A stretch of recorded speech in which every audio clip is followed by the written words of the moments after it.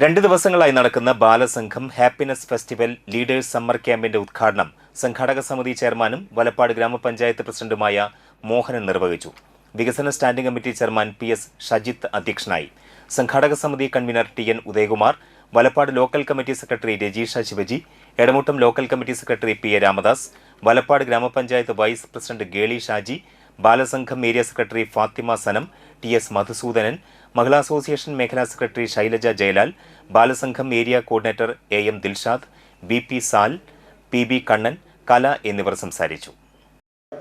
വളരെ സന്തോഷകരമായ ദിവസങ്ങളാണ് കടന്നു. 2 ദിവസം നിങ്ങൾ രണ്ട് ദിവസങ്ങളിൽ പുതിയ ആളുകളായി മാറാൻ പോകണം. ഒരുപാട് പുതിയ സുഹൃത്തുക്കളും പുതിയ ലോകവും പുതിയ ആത്മവിശ്വാസമായിട്ട് നിങ്ങൾ ലീഡർഷിപ്പായിട്ട് ഇറങ്ങി പോകണം.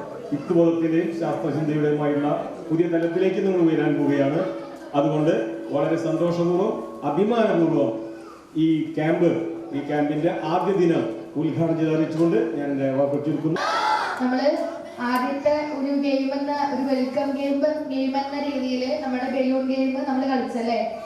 ഇത് കഴിഞ്ഞിട്ട് ഒരു ഗെയിമും കൂടി ഉണ്ട്. അത് കഴിഞ്ഞ് നമ്മുടെ ആദ്യത്തെ സെഷനിലോട്ട് നമ്മൾ കടക്കും. ആ സെഷന്റെ പേര് ഭാവി ലോക നായകർ അല്ലെങ്കിൽ നവലോക നായകർ എന്നുള്ളതാണ്. ഇതാണ് നമ്മുടെ ആദ്യത്തെ സെഷൻ എന്ന് പറയുന്നത്.